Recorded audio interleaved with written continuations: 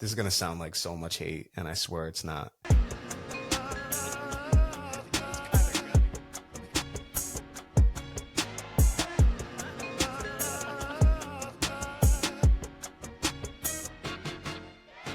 Welcome back to the Warner Brothas Podcast. I'm Kyle, joined by Branndon Petty today. Branndon, what's up? How you doing? How was the weekend? Hey man, long weekend, good. It was very eventful. Got a lot of stuff done. Had some good basketball, some questionable music, you know? Yes. That's very true. So we're going to give you a very quick review of games 1 and 2, or a summary, or, our thoughts on games 1 and 2 of the finals, and then preview games 3 and 4. But Branndon and I were just talking about the very underwhelming Carter 6 that dropped this past Friday. Lil Wayne, obviously. I made it 8 songs in. I'll start with, I see in the group chat, all three of you, Duke and Keenan, not really understanding the album, right? All three of you were kind of like, what is this? Not really a fan. My other group chat with John and Winston, shouts to John and Winston, and Nico, first thing I see is John's like, yeah, this Lil Wayne album ain't it. Like, this shit is hot ass. Oh, hell. And I'm like, if John's saying it, then I'm like, that's 0 for 2. And then I'm like, let me check Twitter. And to his discredit, possibly, Lil Wayne and like the album in general was like still trending like at the top during the day. Like, this is Friday afternoon now. And everyone's kind of clowning him. And I'm like, all right, that can mean two things. Because I've seen a lot of albums at Twitter, like, say it's hot ass, but really it's just not what they want, right? Maybe not what the general public wants, but it's actually a good album on the low, right? yeah. But at that point, between two group chats and Twitter, I'm like, hey, like, and some respectable hip hop fans I see on Twitter that were like, nah, Wayne should have kept this. Why did this come out? Like, this ain't it. Yeah. What was your immediate thoughts? And then if you've listened to it since then, what are your second thoughts? Maybe like, what do you think of this? I ain't gonna lie, like I was hyped because I'm a big Wayne fan. Like, Yes. Wayne for me is like one of my top 3 favorite rappers of all time. I listen to a lot of, like, I go back to Carter 3, Carter 4, like I listen to all the dedication mixtapes, all those, like, religiously. He's one of my top listened artists. So like I was hyped. Like, obviously we talked about the track list, the initial track list that we thought that had, like, I think it was YG, like Trippie Redd, Playboy Cardi, like had Baby, like this whole star-studded cast. And then the actual track list dropped, like, I think it was like 10 p.m. Thursday night. And I was looking at it, oh my God, we got Jelly Roll, we got NGK, like Kodak's on there. I like Kodak, like Big Sean, 2 Chainz, like, so I knew, I was like, all right, Lil Wayne and 2 Chainz, like 9 times out of 10, that's going to be a banger, or at least a good song. So I was going into it, like, I was like, all right, like, what am I going to get? Like, I had to kind of like temper my expectations because I'm like, it's either going to be really good or it's going to be really bad. Like, there's going to be no medium. It dropped. Good point. It took me about 20 to 25 minutes to get to it because Apple Music was on some fuck shit. Didn't upload it. Like, they didn't get it up on Apple Music till like 1 a.m. or 1:30 a.m., I think. Okay. Finally got it on Spotify about like 12:20 a.m., I think. And listened to it. I got through Welcome to the Carter. I got through Bells. And I was like, all right, like, I like the first 2 tracks. I was like, all right, that, like, we're cooking with something. I got the hip hop with Big X and Jay Jones, who I'm not too familiar with. I guess he's like a Young Money artist or a Cash Money artist, something like that. Okay. I fuck with Big X. I like the song. I was like, damn. I was like, all right, like, we're doing something here. And then it went to Sharks, which honestly is probably going to be a super popular song. Like, it's probably going to be a radio song. Like, much as people are clowning him, like, it's probably going to be a big hit because Jelly Roll's on it. I don't like Jelly Roll. I thought it sounded corny as hell. Like, didn't really care for it. Like, it's a decent song, but like, it's not my kind of vibe. Sure. Band from New Orleans, great song. It's got the old school New Orleans bop to it. I like it. I like that one a lot. And then that's when you kind of start going downhill. You got the song, the track with Bono, and then you got Cotton Candy, my personal favorite off the album, with 2 Chainz. So I got to Cotton Candy, and I'm like, damn, like at that point, like that's when I put in the group chat. I was like, damn, I was like, Wayne's actually, kind of like doing his thing low key. Um, and then I got to track number 9, which is Flex Up. And then the vibe kind of shifts, and I'm like, all right. So I'm laying in bed Friday, and I get to track 12, I believe, which is Peanuts to an Elephant. Mm-hmm. And I turn the track on, got my headphones in. The first thing I hear is the damn elephant come across my headphones, and I'm like, what the hell is going Jump on? up out of bed. And like, I'm talking like 3 straight, like Island Holiday trash, Flex Up trash. Like, we've got 3 songs in between that from Cotton Candy to this. And I'm like, man, I took my headphones out and said, man, I said, I'll deal with this bullshit at some point during the weekend. So I was like, at that point, I was like, damn, like, I don't know how I feel about it now. And I went back through and listened to it. And honestly, like, I really haven't. After track 8, I listened to the song with MGK and Kodak like once or twice. After that, like, I really hadn't listened to it a whole lot. Like, I went back to Cotton Candy. Like, I've been listening to Cotton Candy pretty religious because I like the song, and 2 Chainz verse is pretty great on there. But to me, like, he could have kept that shit locked up. And also, whoever approved that shit needs their ass beat straight up. Yeah, man. So I have not been able to give it a full listen, right? And I would say I have not been able to give it a full listen the way I would like to. But the problem is, again, because of the negative reviews I already got, I don't really want to listen to it. It ain't worth it. And it would be one thing if it was 15 tracks, but it's 19. And we were just talking about Funeral and Carter 5. Those are both super long albums too, and I'm not sure why Wayne is doing it this way. Those both came out. One of them came out in 2020. I don't know if the next one came out either later in 2020 or 21. I could check, but they were both So it was earlier this 18. decade. Yeah, Was it? 18 was the Carter 5. Yeah, because I was up in Vermont at the We were time. playing Uproar at Winston's bachelor party. You're right. So that was pre-pandemic. You're right. So, right, we get one at the end of the 2010s and we get one beginning of the 2020s, both super long. And then he doesn't drop again until 2025.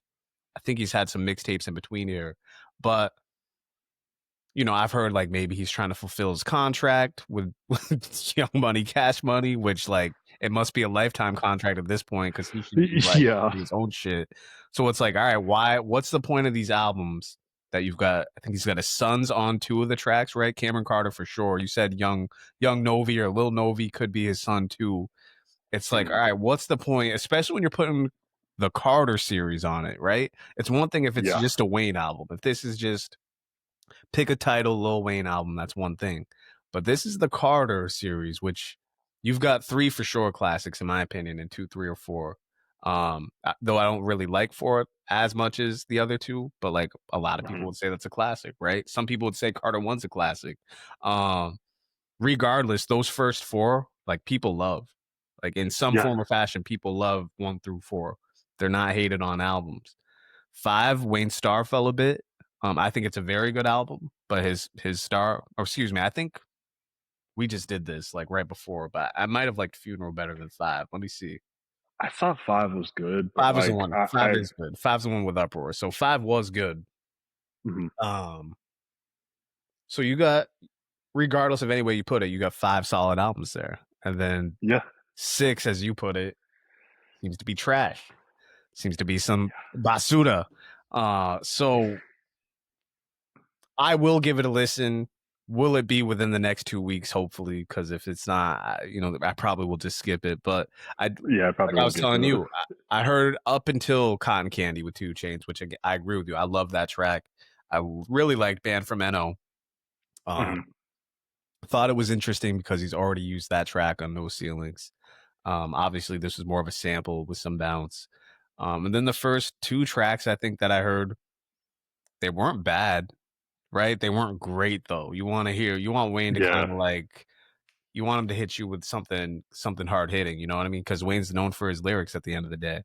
But with you, like when, I don't know if it was you or Duke who sent the official track list around 10 to the group chat, but that was me that did that, I saw Bono, I saw Jelly Roll, and I'm like, all right, man, what the hell am I getting here? No offense to Yeah. them, but they're not artists I want to hear with Wayne. And I was Mm-mm. telling you, I was actually surprised I didn't hate the Jelly Roll track with Big Sean. I actually kind of liked the hook.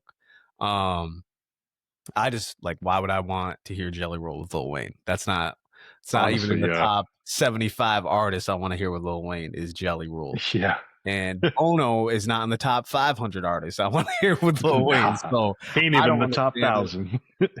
Maybe even 10,000, right? So I didn't Yeah. understand it. Uh, Funny enough, segue here. Same night, like probably what, 2 hours before we get this Wayne album, we got a Tyrese Halliburton game winner in game one. We got Yeah. a classic game one. Funny enough, Brandon, let me timestamp this exactly. So you sent I me a know text. exactly where you're going to. You sent me a text in the first half, I want to say.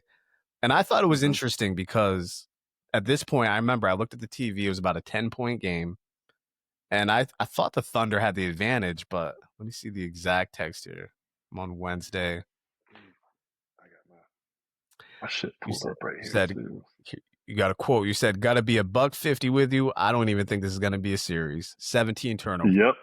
which is fair. 17 turnovers, you're more than fair. I thought it was interesting because, again, at this point, it was like a 10, 12-point game that I see, and I'm like, all right, I get it. And at this point, I haven't seen the game, haven't locked into the game the way I want. But I see that Mhm. the Thunder are in control. I see the defense is aggressive, but I see Indy's hanging around, which is what we've seen from them all postseason when they're behind. Mhm. And I'm like, man, like he really thinks it's gonna be like, you know what I mean? Because Yeah. you can deliver some hot takes. You're known for some hot takes early on in games, NBA, NFL, whatever sport, maybe even music too. So I'm like, man, I'm like, I got to take his word for it, but I'm like, it's also a 10-point game. I don't know. So what were you feeling first half of game one compared to when, the Pacers are making their run with fucking 5 minutes left to go in the game? Because they really didn't turn it on until about 5, 6 minutes left to make it a ball game. Honestly, I mean, so I was sitting here on the couch watching. I turned it on probably about 5, 6 minutes into the first quarter. And honestly, when I had texted you that, I think OKC was up by like 16 or 17 at that point. Like, and it looked like, because if I'm not mistaken, I think they went up into halftime up close to 20. And I could be wrong on that, but it was a pretty substantial deficit. And what I'm seeing is like Indy's trying to push the pace. They're not able to push the pace. They're trying to drive into the paint. And as soon as they're getting into the paint, whether it's Halliburton, Nimhard, or like whoever else, they got 5 bodies on them as soon as they get into that painted area. So like in the back of my head, I'm like, damn, I'm like, OKC's known for playing defense like this. Like we're going a whole half. Like, yeah, it's a little early, but like, damn, like it looked like Indiana wasn't even in the game. So Mhm. that's when I sent that text. So they come out and, they're like you said, they're kind of hanging around. I'm thinking OKC is going to close them out. So And just want to let you know, 57-45 going into halftime. So 12 okay, if it's points. 7:45. Okay. I must have been thinking of game two then. So they come out third quarter and Indiana's still hanging around. And I walked away from the TV. I didn't really pay attention to any of the third quarter. I don't remember what I ended up doing. I think I left the house for a little bit. Saw on my phone that I got an ESPN update that Indiana was trying to make a comeback. Or that it kept on, getting closer and closer. So I'm like, damn, let me turn the game on real quick. So I sit down and I think there's like 8, 9 minutes left in the fourth quarter. Um, and Indiana's kind of hanging around. They're starting to make some shots. They're getting a few stops on defense. Like OKC's kind of like, I noticed Chet wasn't on the floor. So I'm like, damn, why ain't Chet in the game? And I had no idea what was going on. So I figured he was hurt. I'm like, damn, like Chet's hurt. I see that Jalen Williams isn't having a good shooting game. Like kind of all these things that we talked about pre-series that like if Indiana were to win the series, things that would have to happen. And obviously we know what happened. Indiana came back. Tyrese hits another shot. And I'm sitting watching the whole thing. And when he hits that shot, I'm like, no way. Like, holy shit. Then the first thing I'm thinking, I'm like, all right, like maybe we do have a 6 or 7 game series. Like I know I picked OKC and I wanted to say 5, but I think I said 6. And I'm like, damn, like Maybe it could be a 7-game series. Like maybe because what I was thinking, Indiana had like 25, 26 turnovers or something. They had 19 going in the first half, Gotta which is win. another reason why I'm like, damn, like this might not even be a series because I'm seeing that and I'm like, damn, like 19 turnovers first half, like that's not good. I'm thinking, damn, for Indiana to win with that many turnovers, like, all right, they got to be cooking with something. Like, it's got to be a series. Um, Crazy shot though. Like Halliburton, like clutch, ice in his veins, everything. It's crazy, man. I'm gonna start.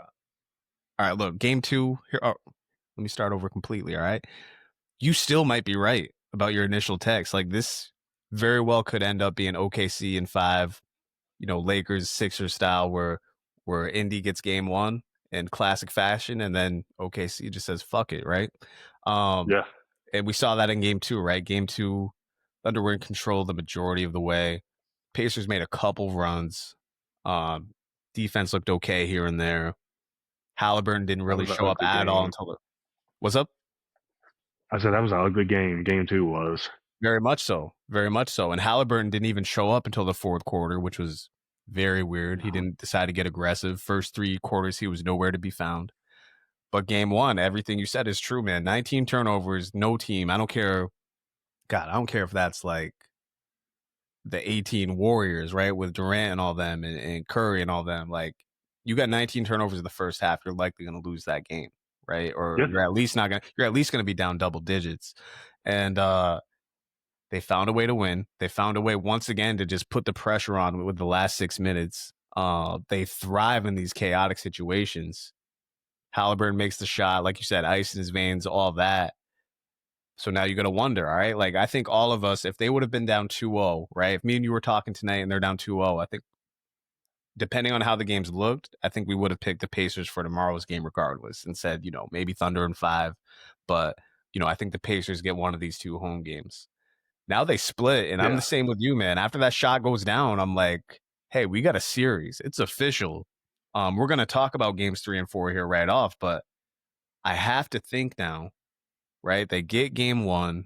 Game 2 went the way most people thought it would, right? Thunder win mhm, big. They win by 16. Um, Now you get 2 full days off. You're going to have your first finals game if you're the Pacers in your home arena since the year 2000. That crowd's going to be turn is an understatement. That yeah. that crowd's going to be all the way turned up, and we know what Indy looks like at home in general, but especially in these playoffs. Why can't they get one? Right. Yeah. So let me ask you: do you think we're actually going to 6 games now? Do you think it's tomorrow that Indy wins, or do you feel like the Thunder take control of the series in Game 3, and then Indy has to bounce back in Game 4? How do you feel? Honestly, it depends. Mainly to me, it mainly depends what version of Tyrese Halliburton we're getting. Like For sure. For sure. because, like you said, he had I believe it was 5 points, 4 assists, and 5 turnovers going into the fourth quarter. I think he had like 14, 12, 14 points, something like that in the fourth quarter. It's Mm-hmm. way too it's way too late at that point. Like especially with how they were playing leading up to them. Like I understand you kind of branded yourself throughout the playoffs in terms of comebacks, stuff like that. But like that's not a sustainable way to play basketball. I don't care how good you are. I don't care who you're playing. Like that's not sustainable basketball either to keep on relying on comebacks because eventually you're just going to run out of magic. We've seen it happen before. I like Indy to get one. Like I think at home, like home team's got to win every now and then, but like I would be surprised if OKC comes out of this up 3-1. Like especially with how game 2 went, like with how their defense is, like that's going to be an issue. Like that to combat that, like it's one of those things where like Rick Carlisle is going to have to change up the offense. Like you're literally going to have to stop playing your brand of basketball, which is pushing the tempo, attacking the paint. Like you're getting 5 bodies on there, anytime you go in, and like OKC's defense is good enough to where if you do kick it out, like they're going to close out or they're going to stand in the passing lanes, whatever. Um, like, which is crazy saying this after game 1, but like, I feel like it takes almost a perfect game, Mm. like for Indiana to win. Like, and I know that's kind of like I said, it's kind of crazy to say, especially with how game 1 went because it was far from a perfect game. Sure. But like, I mean, we saw what happened. Like with OKC getting decent production from Chet and Jalen Williams, like that game, what game two wasn't even close at all. And like a lot of people on Twitter, oh, you're not going to get that from Aaron Wiggins or Alex Caruso like every single game. I understand that, but like I feel like what people are also failing to realize, like two of their starters only put up a combined, I think, 5 points, and that's Lou Dort and Casey Wallace, who are more than capable of putting up 20 themselves. Sure. I like Indy to get a win. I hope they do because I want it to be a series. But like I said, I wouldn't be shocked if OKC was up 3-1. But if I had to pick between the two, I'm going to lean towards Indy getting a win because I think they know how important it is. Because you can't go down 3-1 going back to OKC because then you're probably not going to win game 5. Yeah, man. When me, you, and Keenan recorded last week in preparation for this finals, what we left with was like, just get us a split going into game 5. Like, if nothing else, guarantee us a game 6. And we're halfway there in the most dramatic fashion with that game winner in game 1. All right. So now we get, again, 2 days off for Indy. And weirdly, man, I feel the same way going into this game 3 as I did prior to the series, which is that's a giant ass cup right there, by the way. That's a lot. That's a lot of H2O. Water cup. That's a lot of H2O. My man's getting his H2O in. I feel the same way as I did going into this series, which is like, all right, like if I'm not only matching my heart with my head and what I've seen out of Indy, but like Indy's a deep team, and we've seen Denver play with OKC, but we saw OKC also dismantle Minnesota, who's a good team. So you're trying to reason of how Indiana could make it a series, but your heart's also telling you like, hey, you've also seen what OKC could do. And then like I brought up as a point last time, like if you wanted to pick nits in OKC, you could say that the first 2 coaches they faced in these playoffs had started their head coaching career within the last month or within the last month of going into the playoffs. Even less than that, actually, if you're Adelman. So you could pick nits in that. The whole John Moran injury, you could pick nits in that too if you're going against OKC. But you really can't pick away for Indy to win the series. I'm just trying to figure out ways to get it to 6, right? And here we are, 1-1. Indy definitely plays much better at home. And we've seen moments where OKC doesn't play the greatest on the road. And you're right. I would tend to agree with what the Twitter crowd said with the whole Caruso dropping 20 and Aaron Wiggins giving you 18, which Wiggins is more than capable of. Caruso's the more surprising one with the 20. But that's the thing. They got so many bodies where it doesn't matter. Doesn't matter if it's Caruso and Wiggins. It doesn't matter if it's Chet and Jalen.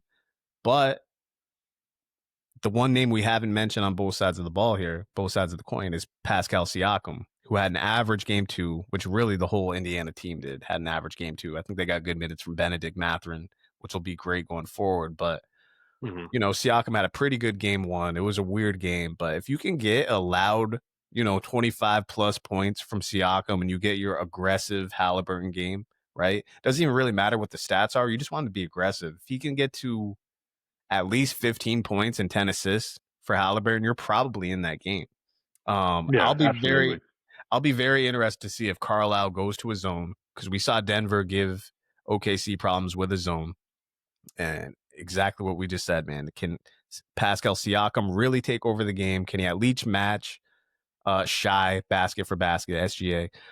Can he at least get an aggressive game from Tyrese Halliburton? If we can get that, we should be in a driver's seat for a good game 3. I'm actually going to pick the Pacers for game 3. Think we leave with a split. I would much rather see Indy win tomorrow and put OKC on their heels and see what it looks like if Indy's up 10, 15 points in game 4, up 2-1. I really want to see what that looks like for OKC. We saw Denver put them on their heels, but I think they alternated every single game. And honestly, more than likely that's what'll happen here. But I really want to see what it looks like rather than OKC going up 2-1 and then Indy having to play desperate. I mean, it'll be cool either way, and I think we do get a split either way. I really do. I don't think there's any way Indy loses both of these games, but I would love to see a game 3, Pacers win, and then just what does that look like? Thunder fighting for their lives in game 4 on the road, and maybe Indy's got a lead at some point in that game, a sizable lead. So that's what I'm hoping for. You're calling a split. I'm calling a split. So what? We'll be back here. Game 4 is on Friday, so we'll be back this weekend. We'll be able to talk about a game 5. Hopefully it's not 3-1. Give me the breakdown. What do you think? Do you think it's more 50-50 that it's 3-1 to 2-2? Like, it seems like it's a narrow margin with that. Like I think like for me, I think it's kind of like maybe like a 60-40, like kind of like it's close because like I said, like I say it all depends on what you're getting out of Tyrese. Like if Tyrese is like complacent, like and Siakam, like Siakam can't have a bad shooting night. Like you can't have that. Like if he does, then like you've got to get some sort of combination of Turner, Nimhard, Neesmith, and Mathurin. Like I feel like two of those four guys have to kind of make up for that and kind of have to have like a 30-point kind of output combined, maybe 35. Just as a basketball fan, like I would love to see Indiana win because I don't want to see a series 3-1 going back to, you know, the home of the team that's up 3-1. Like I don't want to see that. Nobody else wants to see that. I think the NBA knows that no one wants to see that. I agree. I could see the Pacers, like I could see the Pacers taking game 3 tomorrow, OKC winning game 5. And then from there, like, does OKC close them out at home? Like, do we get 7 games from there? Then let me ask you this. We for sure will get a game 5 at home for OKC and then a game 7. Do you see any way that the Pacers can win a game, win 2 games in OKC? They've got 1. Do you see them winning a second game in OKC? I mean, it's tough to say no because they already did it, but like, you got polar opposites. Like you had game 1, which was like such a high, and then you had game 2, which was like final score was 123-107. But in all reality, like OKC pulled a lot of their guys, and Indy kind of was able to kind of get some buckets there at the end. Scoreboard doesn't really indicate how ugly of a game that was. Sure. Like that's why it's so difficult for me because it's like, what version of Indiana are you getting? Like I think they're more than capable of getting a win. Like especially at home. Like if we were talking like, let's say it was 1-1 and it was in Indiana to start the series out. Now we're going to OKC for 2 games. I'd probably say, hey, OKC is probably going to be up 3-1. Like because I would like OKC to win 2 games there. But that's going to be difficult. Like I think like especially with OKC knowing, because if I'm OKC, I'm keeping that in the back of my head. Like I can close them out at home at the crib, like within these next 2 games. Like, and I think that means a lot too, because like that's some strong ass willpower. Like any team that knows that they can close, especially on your home court, like that's one of the most perfect thing in sports is to win a championship on your your home court. For sure. I don't know, man. Like that's obviously they have a chance, but like it depends on how. I feel like it honestly depends on how this homestand goes. Like if we come out 3-1, I think OKC probably closes them out in game 5. If we come out 2-2, like Indy's in the series. Like, you know, what happens from there? Like, do we get a game 7? Like, I don't think it'll go to 7. I still think OKC closes them out in 6. I think Indy wins game. Like I said, I think Indy wins game 3, and then I think from there OKC kind of just does the job. That's the thing, man. The thing about it is these are 2 young teams. And even though it's a series, I feel like I'm analyzing like NFL games more than ever, like how we go into like playoff games, because you tend to lean towards the veteran team like you do in the NBA. Like more often than not, you're going to give the veteran team the edge. But if you're not going to give that veteran team the edge, you're going to pick the hot team in the NFL, the team that's on a 6-game win streak. That's kind of how you feel about Indy. You're like, okay, you're riding a high. You've got great wins in these playoffs. You're playing well. It's not fluky at all, right? You've not only shown that you're a good team, but you've shown, to me, what's most important in the playoffs is toughness. And we more than saw that in game 1. I'm not going to call OKC the toughest place to play, but I certainly think they're the toughest defense to play in the league. So if you get one off that, that's got to give you confidence. And same thing you said, man, like OKC, they are absolutely good enough to just win games 3 and 4 and then go ahead and win game 5, right? Like they are absolutely good enough to do that. Thing is, all their important guys, we've hardly seen in big games, right? It's been pretty much this year and last year that we've seen these guys in big games, excluding, Hartenstein and Caruso. Um, so yeah, the more I'm talking about it, it just seems like OKC in 6, but it also seems like even if they're up 3-2 in Indy for that game 6, that Indy could just find themselves winning that game, and then we'll all of a sudden have a game 7. Yeah, I mean, it's so like it's difficult to pick because it's like I can talk myself into both. That's why I'm on the fence. Like For sure. I could talk myself into both. Like I could talk myself into OKC just winning out. I could talk myself into, splitting up 2-2 going back to OKC, and then we're really having a discussion like, hey, what happens from here? Like obviously we know Indiana's good enough to, to give them a good fight. Like because you don't know what you're gonna get. Like you obviously like reason being is like Indiana won that game in game 1. Like you won with 25 turnovers. Like Doesn't happen. that's yeah, like that does like you're extremely lucky. Like and even game 2, like the turnovers were still an issue. I think they had 18 or 19. That's when the turnovers came back to really bite them in the ass. Because OKC, unlike game 1, OKC was getting points off of turnovers in game 2. Like it's difficult because it's like you can't really sit here and say that like Indiana's not capable of beating OK. Like we've already seen it do it. It's like it's not really valid for you to sit there and say, okay, yeah, they can't beat OKC on their on their home floor. Like it's really honestly like in recent memory, to me, this is kind of like one of those final series where like anything could really happen. It seems that way. It seems that way. And I know the media is still like all over OKC, like, oh, Indiana's lucky to get game 1, like this and that, blah blah blah. Like I'm not writing them off. I don't think you can write them off. They've obviously shown they're capable of winning a game against OKC. Like I understand what happened in game 2. Like yeah, that's changed my outlook as well too. But like I'm not willing to write Indiana off at all. Like I do think they're going to get a win at home. And I think we do go back 2-2. And I think that really changes the whole conversation because then, does OKC close them out? Like, if we split the series and we're sitting there 3-3, like, what does game 7 look like? Like you said, that championship experience. Like, you've got Siakam on Indiana. Like, how much does that help out? Like, what influence does that have? Yeah, and Rick Carlisle, too. Like, what influence does that have on the rest of the team? Like, very true.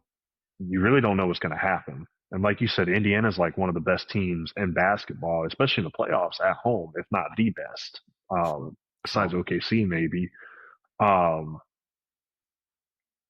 It's kind of, I mean, honestly, it's like, to me, it's like a 50-50 kind of thing. Like, I think if OKC comes out and wins game 3, then I think OKC probably dispatches Indiana in 5. Like, I think game 3 is that important because to me, that's a tone setter.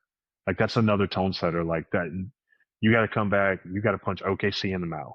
And if you don't, I feel like if you lose that game 3, then it's going to be difficult. Man, I completely agree with you. I mean, I've said on this podcast earlier in the postseason, like, I believe the series, in most cases, especially in the conference series, it starts in game 3. Whether it's 2-0 or 1-1, the series really starts in the second homestand. I don't know if that would have been the case for this one. I really think Indy set the tone with that game winner, right? Like I think they would have won game 3, but I think it still would have probably veered towards 5 if Indy's down 2-0 right now.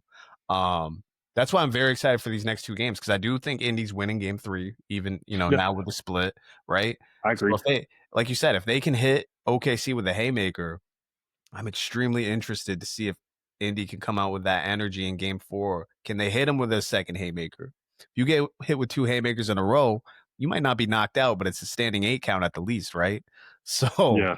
I mean, if you can get OKC to that point, then it just becomes a whole nother series. If you can at least get them down 15 in the third quarter or something like that of game 4. Because, I'm definitively picking the Pacers for tomorrow. So let me get a pick for you. Is it Thunder winning tomorrow or the Pacers win tomorrow?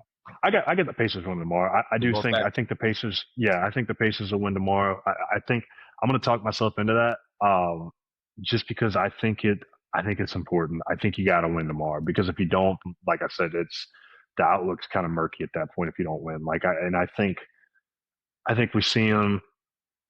I'll go even further with it.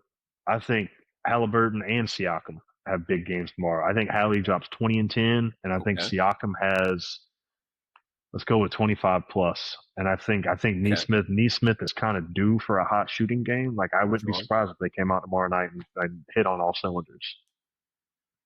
All right, so if we get that for game 3, let's say it's a haymaker game. Let's say Pacers win by 10. Do you think it's a classic game 4? Do you think it's a nip and tuck game 4? Or do you think the Thunder win a blowout on the road? I think it's probably a nip and tuck. I think OKC probably comes back game 4. Let's say they win by 7 or 8. Not a blowout, but it's kind of one of those games where it's a close game and then OKC kind of just pulls away at the end.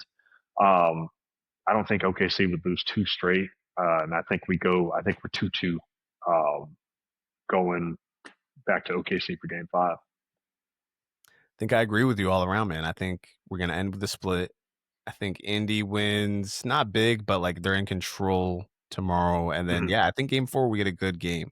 I think we'll get 2 pretty good games in games 3 and 4, 2 entertaining games. And then it'll set up for hopefully an amazing game 5, which we will be able to touch on that Yeah, on Sunday. I was complaining about like the time in between games, but I actually kind of like it. And I kind of understand it. They switch it up when you go to travel. And then games 5, 6, and 7, those oscillate between both teams. So I guess I kind of understand it. But it gives yeah, you man. time to process stuff too, like to process everything that's going on. Like you can sit down and have conversations. Like that's what I like about it. Like the whole 3-day wait thing. Like I know some people don't like it, but like you can actually sit there and kind of like analyze the series and stuff. True story. True story. And look, we won't be touching on it right now, but we've already got some pretty interesting NFL news as we're in June here, heading towards mid-June. So Yeah, I feel like this offseason is going to continue to escalate the closer we get to preseason. Like I just feel like, we're only in June. yeah, and we've already got some good action. We've already got Aaron Rodgers to the Steelers, so I've already got to reevaluate the AFC North there. Uh, we got holdouts. I feel like we got more holdouts than normal. I can't wait. We're right around the corner. I know summer just started, but can't wait I for the did. fall. I did want to ask you if you want to touch on it. If you don't want to, that's fine. I did want to ask you about your thoughts with Rodgers to the Steelers. We can let's do 5 minutes on that, and then we'll get out of here. So Rodgers, Okay. I guess it was kind of predictable, right? Mhm. Because clearly the Steelers didn't grab anyone in the draft. They didn't grab anyone in free agency. So in a way, it was predictable. We hadn't heard anything from Rodgers, since the whole "I'll let the Jets know what I'm doing" thing, and then Aaron Yeah, Glenn put his pretty foot much. down on Yeah. that, and they said no thank you to Rodgers, and that was, God, if that wasn't, it might have been February. I don't think that was long Yes. after the Aaron Glenn hiring. So maybe February, maybe March, I don't know, but it's been some time since we figured out that they were going to be breaking up. Uh, It'd been kind of reported, it kind of been an open secret that Rodgers would be to the Steelers. And again, you kind of assumed that with how they didn't really plug anyone at QB. Uh, and it really could be. I mean, we've said this umpteen times over the years. That really could be a Super Bowl roster. I can't believe Rodgers, at his age, all the places he could have played, which again, I mean, the places kind of shored up on him. Vegas would have been perfect to Mhm. me, given his age.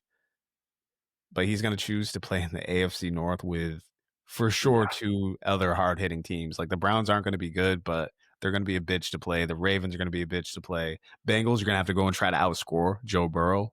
Like, forget the physicality. Like, that's Good luck. 3. Yeah. Yeah, good luck in all 3 of those. And, you do got a coaching advantage.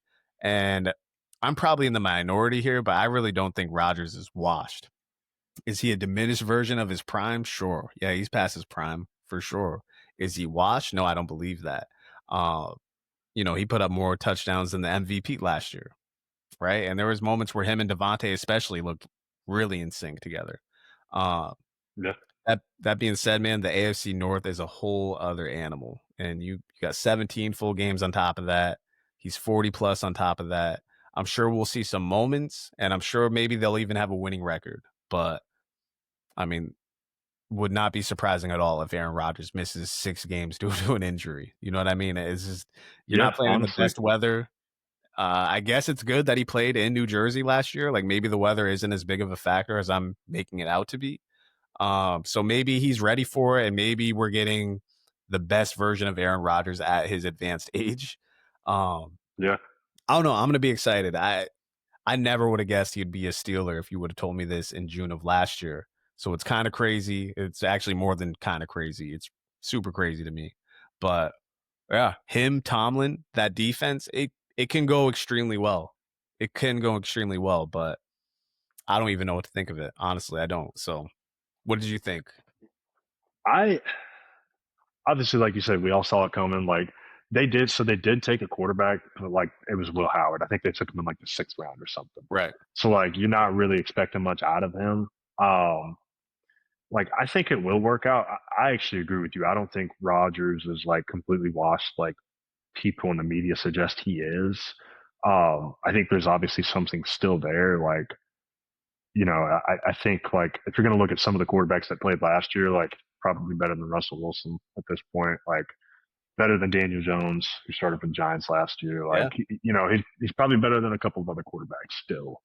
Um, I think like a lot of that, I want to believe a lot of that at least was due to Nathaniel Hackett and like just the Jets coaching staff as a whole. They Because had the like that was worst a coaching whole, situation in the league, in my opinion. yeah, like that I don't care. Like I feel like Josh Allen wouldn't even look half as good as what he is right now with that coaching staff. Like I feel like that coaching staff was just terrible. Um, that being said, I like Pittsburgh, like as a whole. Like you said, their defense, they're always going to have a great defense. Like that's one thing that's completely given. They got a good offensive line. Like they've got some good running backs. Obviously, DK Metcalf is there. They have Pat Fryermuth, but like there's not much outside of DK. They're kind of banking on like some of their past draft picks to hit, which like Pittsburgh's like there's a good chance that they do hit. I agree though. I could see it being. I mean, hell, Pittsburgh hasn't had a losing record in what the past 10 plus years. I don't The think that's going entire to change Tomlin now. era. Yeah, Yeah, the like entire Tomlin era. So you're talking maybe even 15 plus years. it might be 15 plus. Believe he I started could in see him going. '07. So Yes, that would be about 17 years or so. I don't know what their schedule is off the top of my head. Let's just say 10-7. Um, I think they're good enough. I think they're good enough to make the wild card. It really depends on Rodgers. I think Rodgers could have like a Brett Favre type kind of resurgence. season. Yeah, like a little resurgence, like whenever Brett Favre went back to Minnesota. Um, like I think that's something that could happen. Um, Especially like I feel like Aaron's taken this time away to kind of like maybe reset his mind, maybe kind of lock in a little bit. I feel like he's definitely thought about it, obviously with how long it took. But I think I'd lean more towards that versus him being washed. Like I don't think he's washed at all. I Right. think he's good enough to come out and give you, I'd say at the bare minimum 25 touchdowns. Like yeah, he might throw 10 picks. He doesn't have the mobility that he used to have. Like with a good offensive line, with a good running game, like I think he's good enough to go out and get you 25 touchdowns. I think you're good enough to be 10-7, maybe better. Depends on what the schedule looks like. I mean, I think it's better than Russell Wilson than what you were getting last year, and you had a winning record with Russell Wilson. So yeah. Like, and you had George Pickens as your wide receiver one. Um, like DK to me is way better than Pickens. DK is a true number one, so like that's an upgrade. And then they got one of my favorite players in the draft, Caleb Johnson, the running back from Iowa, who replaced Najee Harris, who moves like a busted refrigerator. You're right. Yeah. Um, like with a good old line, like I say book it for 10 wins at least. Like I like it. I think it's gonna work out. You're kind of talking me into it, man, because that's the thing. The whole entire key, aside from coaching, because again, like, look, I'm a Pats fan. We had Gerard Mayo, who was a novice to say the least to this coaching thing. He Mhm. might get another head coaching job down the line, but like wasn't ready. Okay. And we Yeah. didn't have the greatest coaching staff, whatever. The Jets were even worse than that. They had, I believe Hackett came in as the OC, if I'm getting this Mhm. correctly. They had what? Robert Sala. as their head coach. I'm no fan of Robert Saleh as a head coach, but I do believe if they never fire him, that they make the playoffs. Because what do? They got rid of him. They bring in Ulbrich from the DC to the head coach. Yeah. Never even replace him as DC. There's no defensive coordinator, so it's Ulbrich essentially doing the DC and the head coaching job. And he, what I just said about Gerard Mayo, that's Ulbrich as the Jets head coach, and they already had dysfunction in that entire organization. So you got no DC, you got Hackett out of there as OC, which he's not even that good. You just had no coaching staff, and I believe the Jets. I don't know this off the top of my head, but I believe it was 8 games that they were leading in the fourth quarter that they end up losing. You split that in half, you can add that 4 wins to whatever their record was. I forget what their record was, but you can add 4 to that if you just split those 8 games in half, right? And if you're losing that many games in the fourth quarter, at the end of the day, that's not quarterbacking, that's coaching. So yeah, that's coaching. You're going from an F to an A plus, in my opinion, in coaching. Tomlin's up there, and even if you want to say he's not an A plus, he's no lower than an A minus. All right, and if you really want to. If you want to say a B plus, okay, that's a playoff level coach who's won a Super Bowl, who is far better than whatever the Jets put out there last year by far.